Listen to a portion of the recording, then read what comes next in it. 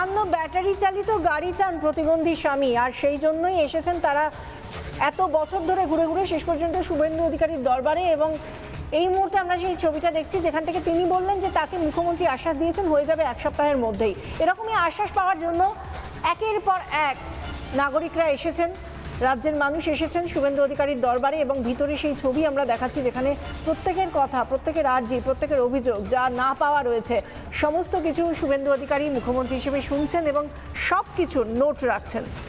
এদেরই মধ্যে আরেকজনকে দেখা গেল জনতার দরবারে, সঙ্গীত শিল্পী ঋদ্ধি ব্যানার্জি। তৃণমূল জামানায় সঙ্গীত জগতে সিন্ডিকেট রাজ নিয়ে সরব ঋদ্ধি ব্যানার্জি। তৃণমূল জামানায় সরকারি অনুষ্ঠানে গান গাইতেও দিতে হতো কাটমানি, অভিযোগ শিল্পীর। মুখ্যমন্ত্রীর কাছে সিন্ডিকেট মুক্ত সঙ্গীত জগতের দাবি ঋদ্ধি ব্যানার্জির। জনতার দরবারে অবশেষে আপনাদের আসতে হলো কেন? আপনারা তো স্বনামধন্য শিল্পী, সঙ্গীত শিল্পী, তবুও জনতা তো দেখুন স্বনামধন্য শিল্পী আর কে শিল্পী নয় এই বিচারটা পূর্বতন গভর্নমেন্ট করেছে। আমার খুব অবনক্সাস লাগতো, খুব নিম্ন রুচির লাগতো যে একটা জায়গায় লেখা নামি দামি শিল্পীরা এই নামি দামির কোট আনকোটকে বিচার করবে। আমরা যারা শিল্পী, শিল্পের মাধ্যমে পেট রোজগার করি, খাবার জোগাড় করি, সবাই আমরা শিল্পী। এটাই শিল্পীদের একটাই মাপকাঠি হওয়া উচিত। সেখানে নো নামি দামি, কে আমাকে কত গিফট দেয়, কে আমাকে কত টাকা দেয়, কে আমাকে কাটমানির হিসেব যোগায়, কে আমাকে বিশেষ সঙ্গ দেয়, সেগুলো আসে না। এই লাস্ট 15 বছরে সেই জিনিসটা হয়ে গেছিল। অভিযোগটা ছিল যে বহুদিন ধরে 20 সাল থেকেই বলছি ইন্দ্রনীল সেনের এই সিন্ডিকেট এবং অ্যাপসের দুরাচারিতা আমাকে ব্যান করে রেখেছিল দীর্ঘ বহু বছর। কোনো সরকারি কাজ তো পেতামই না, সরকারি হলও পেতাম না, পয়সা দিয়ে হলটা নেব ভাই, সেখানে আমার নামটা দেখলে কেটে দেওয়া হতো। অথচ আমি সারা পৃথিবীতে কাজ করি। আমার নিজের রাজ্যে যদি আমার মতো শিল্পীর সাথে এই ব্যবহারটা হয়, নতুন ছেলেমেয়েরা যারা আসছে তাদের সাথে কি হবে? আমার এইটার জন্যেই লড়াই।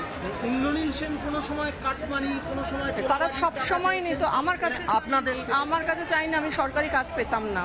চাইবে কি করে? কাজটা পেলে তো চাইবে, কিন্তু বহু সময় চেয়েছে। তাদের একটা নেক্সাস, তাদের একটা সেই দিয়েই তারা কাজ করতো।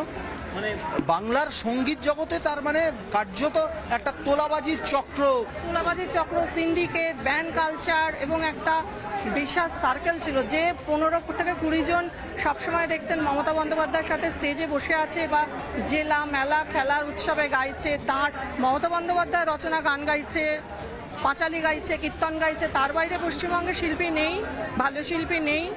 পশ্চিমবঙ্গের কেউই লতা মঙ্গেশকর, আশা ভোসলে নয়। মুখ্যমন্ত্রীর সঙ্গে দেখা করে কি বললেন? এবং তদন্ত হবে এবং উনি আমাকে অ্যাসিওরেন্স দিয়েছেন এবং বলেছেন এই ব্যাপারটা ভালোভাবে দেখা হবে, পরিচ্ছন্ন কোনো মানুষকে এখানে আনা হবে। আপনারা জানেন যে কত ইন্দ্রনীল সেনের কাছের আর্টিস্টরা সরকারি চাকরি পেয়েছেন আইএনসি ডিপার্টমেন্টে। সব নামগুলো আমরা আজকে জমা দিয়েছি। কতজন কেউ ফিশারি ডিপার্টমেন্টে কাজ করতো, পরে মিউজিক কলেজে চাকরি পেয়ে গেছেন। কোন সময় সিপিএম ছিলেন, সিপিএম হয়ে রং বদলে টিএমসির হয়ে বিশেষ এবং সেখানে কিছু কিছু নেতার স্ত্রীরাও সেই নেক্সাসটা চালাতো। যারা গান গাইতো তারা প্রিটেন্ড করতো তারা গান গায়। মেরে ফেলার হুমকি না, মেরে ফেলার হুমকি আসেনি, কিন্তু থ্রেট কল এসছে। আমি সাউথ কলকাতায় থাকি, আমি পরিচিত মুখ। আমাকে মেরে ফেলাটা তো সহজ না, বড়জন আমাকে ঠ্যাঙাবে।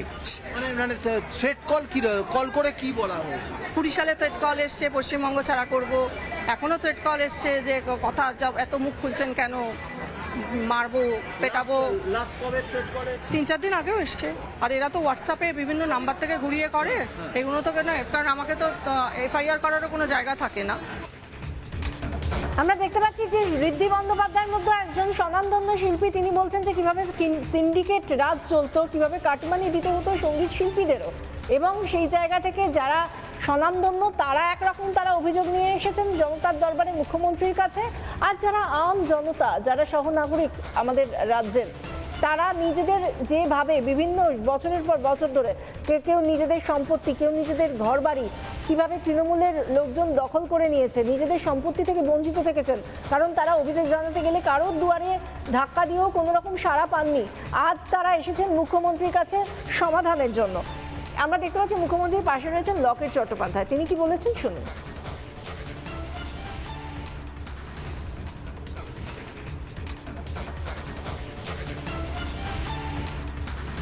তারা সিন্ডিকেট শিল্পী মহলে চালিয়েছে, শিল্পী সত্তাগুলোকে নষ্ট করেছে, শিল্পীদের পেছনের সারিতে করে দিয়েছে। আমার মনে হয় এভাবে শিল্পীরা কমপ্লেন করতে আসছে, তাদের সমস্যার সমাধান হবে এবং যারা যারা এই ধরনের করেছে ইন্দ্রনীল সেন এবং তার সিন্ডিকেট, তাদের বিরুদ্ধে মানে পুরোপুরিভাবে বিচার হবে এবং তারা অবশ্যই শাস্তি পাবে। নানা ধরনের কন্টেন্ট দেখার জন্য লাইক করুন, শেয়ার করুন আমাদের ফেসবুক পেজ, সাবস্ক্রাইব করুন আমাদের ইউটিউব চ্যানেল। পাশাপাশি অন্যান্য ব্রেকিং নিউজের জন্য অবশ্যই চোখ রাখুন রিপাবলিক বাংলায়।